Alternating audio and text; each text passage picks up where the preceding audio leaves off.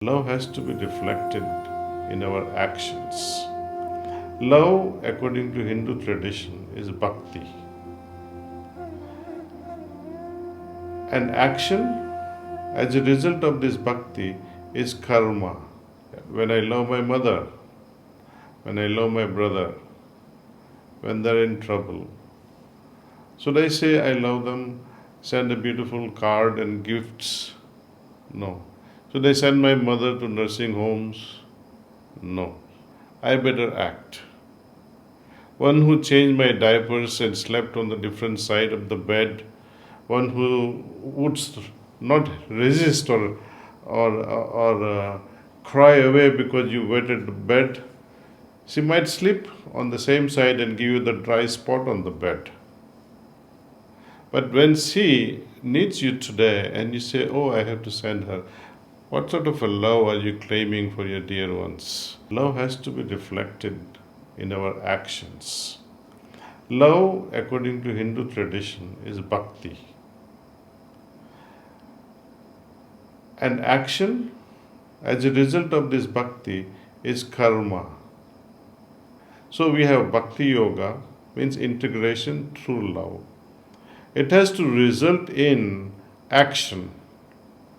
And when we act on something, you will gain a lot of knowledge about what you have acted upon.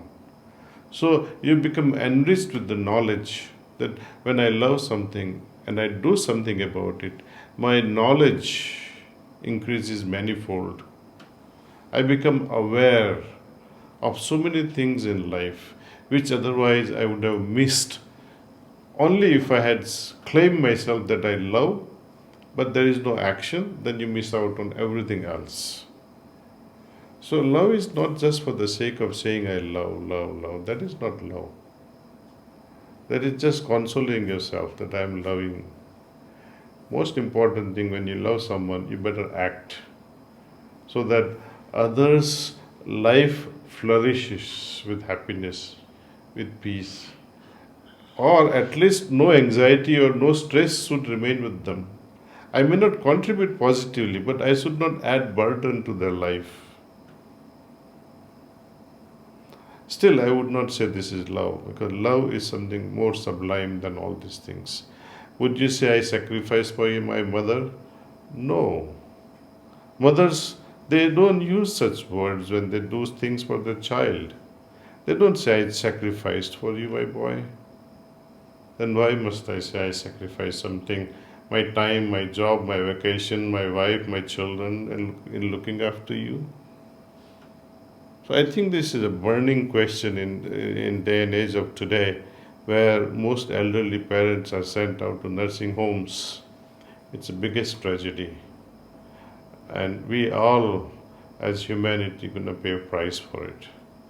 The worst thing that will happen is when all these elderly individuals, the generational knowledge that we have accumulated, rather they have accumulated, and when we stay away from them, your grandchildren will miss out on the transfer of generational knowledge.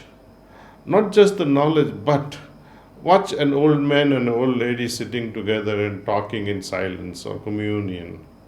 It's a magical thing. Love, the way they love, the way they speak without words, express themselves without any gestures.